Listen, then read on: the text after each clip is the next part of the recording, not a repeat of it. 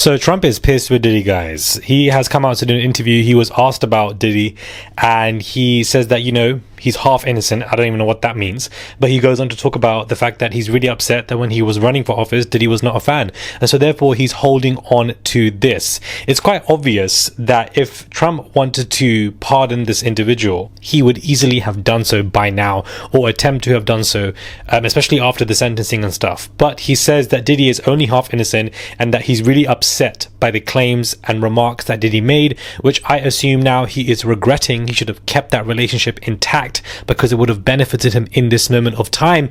But this whole Donald Trump and P Diddy relationship and both of them in the media together, to me, is just so funny, because Trump did not say anything during the trial, nothing, but only now he's beginning to have conversations about him. It's not self-serving. I don't think he's going to do it, and this interview, in my opinion, confirms that Trump in no way, shape or form is going to pardon this man, because Diddy used to run his mouth and was very anti him when he was running for office. He remembers that, and he said, I remember where you were. Why should I help you when you weren't even trying to help me when I was trying to be president of the country? Now you want me to help you? Now you want me to pardon you? It ain't gonna serve me shit. I ain't gonna do it for you. Good riddance. That's basically what this interview was given, even though he thinks he's half innocent, which also means that he thinks he's half guilty, whatever that means.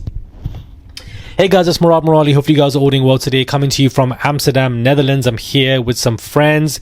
It is raining so much, guys, in Amsterdam. Like, the rain just poured down. But you know what? We had a good time with me and my friends. I'm not going to lie to you guys. When it rains, whatever season it is, when you're abroad, you're just more happy. But let's get into a lot of this news, because Jay-Z is somebody who might not be happy, considering that a new motion came out where he wanted to get this situation with Ramir dismissed because of jurisdiction, because of states, and Ramir filing this in the wrong state or whatever Jay-Z believes.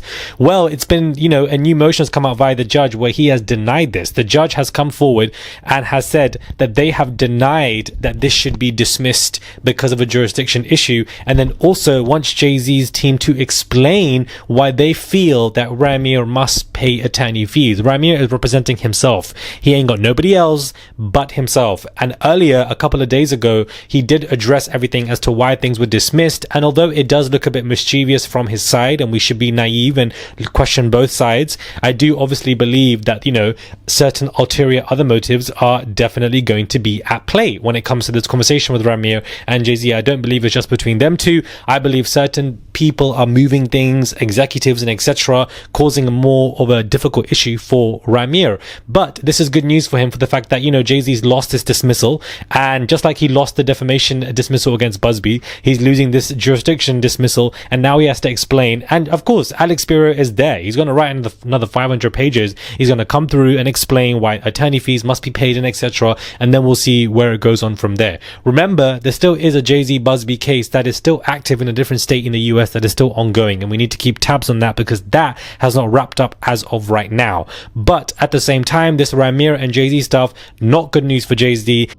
Just change the narrative. So it's like, hey, we got to step back and play chess, not checkers. So we sitting back and we just observing everything right now. I just ask y'all to keep the support. Keep the support. I have not gotten any DNA tests. I have not gotten any settlement, anything like that. I wouldn't just take it. I would let y'all know, honestly, even if it wasn't y'all business. You guys been here for me all these years, supporting me.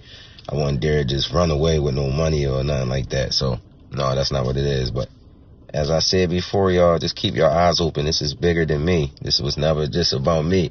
I'm trying to change things for the world, honestly, for the future. We need this to be changed. We don't need to continue to go in these courtrooms and don't get fair due process, and everybody don't get discoveries, and you just get treated unfairly. So it's just like, I'm standing on business, and, I will continue to fight. So please don't think just because y'all seen that withdrawal is over. It's not over, y'all. Continue to fight with me. Continue to support me. I will support y'all. I love all y'all.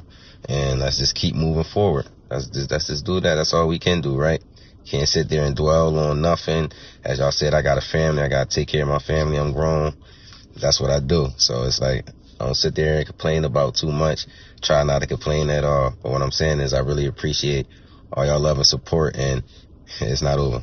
He wanted this dismissed. He wanted this all wrapped up, just like the previous 7 to 8 judges who helped him do so. However, this particular one has different ideas for where she thinks this is going to go. Yeah, not good news for this man. Now, when it comes to back to Diddy, prosecutors, guys, are looking at the maximum amount of jail time, meaning that they want Diddy to be facing basically 10 years in prison, at least 7 to 10 years, the upper scale. They don't want this man going for a couple of months or 1 year, 2 years, or etc.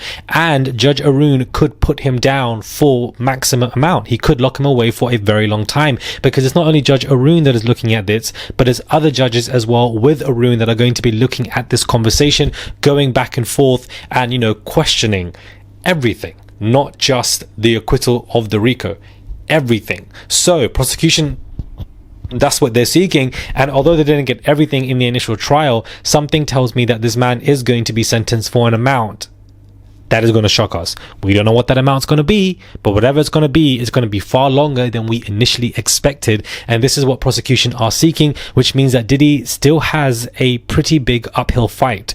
RICO was the major part. The second major part is your sentencing, to make sure that you get out. That's what the lawyers want to do. Now, in terms of retrial and acquittal of other convictions, that is just a, you know, it's a staple. It's what lawyers do for people when it comes to appeal motions, that they, not me being a whole lawyer child talking about staple, but I just feel like that's what these lawyers do when it comes to appeals. They file these motions. It doesn't mean that it's going to get accepted. The convictions turning to acquittal is never going to be accepted. Arun is not an idiot. But also the retrial, I don't even think that Arun will give that, even though I want a retrial because I want to be back in that courtroom. I want to get into those, you know, convictions. If we're going to do so, why not? I feel like Judge Arun might be like, well, we've been here for 8 weeks. Why do we need to be here again for these 2 specific convictions? He might just deny it completely, which is going to piss off Diddy's lawyers. If Judge Arun has denied everything that Diddy has wanted via his lawyers, why wouldn't they deny this?